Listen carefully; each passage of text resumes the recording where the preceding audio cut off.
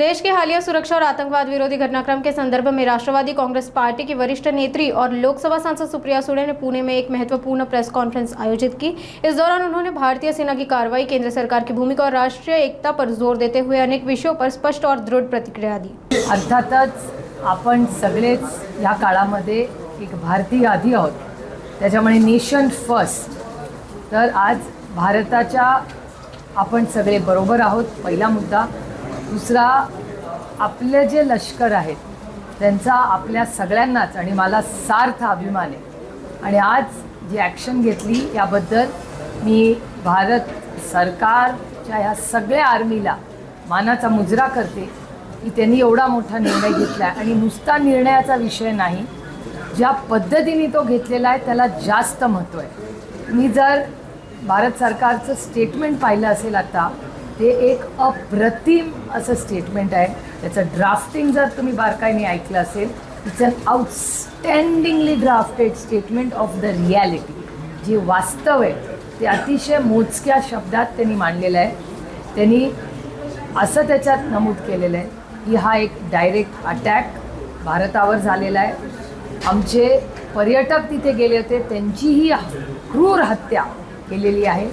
त्याचा उत्तर आम्ही दिलेलं आहे, पण ते खूप मेजर्ड, 3 महत्त्वाचे शब्द त्यांनी वापरले आहेत। It is a very focused attack, it's a very measured attack, आणि it's not a retaliation and it's not escalating. म्हणजे त्यांनी इतका तो व्यवस्थित अटॅक केलेला आहे की जे दहशतवादी आहेत त्या दहशतवाद्याच्या विरोधात हा अटॅक आहे, हा कुठल्याही सिव्हिलियनवरचा अटॅक नाही।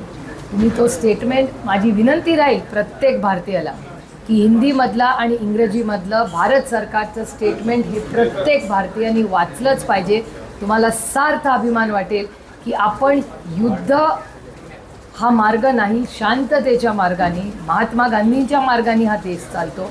आणि त्याच्यामुळे हा जो अटॅक आहे हा दहशतवाद्याच्या विरोधात आहे, हा कुठल्याही व्यक्ती किंवा सिव्हिलियन किंवा महिला किंवा मुलांच्या नाही। त्याबद्दल मी MEA आणि डिफेन्स मंत्रालयाचे खूप खूप कौतुक करते आणि आभारी मानते। हे दुर्दैवी गोष्ट झाली, ज्या हल्ल्यामध्ये, दहशतवादी हल्ल्यामध्ये ज्यांना वीर मरण आलं, त्यांच्या आयुष्यात दुःख आपण कधीच परत आणू शकत नाही, त्यांचा आनंद। पण ह्या फूल ना फुलाची पाकळी, एक श्रद्धांजली त्यांना आपण सगळ्यांनी अर्पण करूया या माध्यमातून। आणि त्याचबरोबर ही लढाई कुठल्या व्यक्ती किंवा देशाच्या विरोधात नाही, ही दहशतवादाच्या विरोधात आहे। हा भारताचा स्टँड युनायटेड नेशन्समध्ये वारंवार भारताने मांडलेला आहे।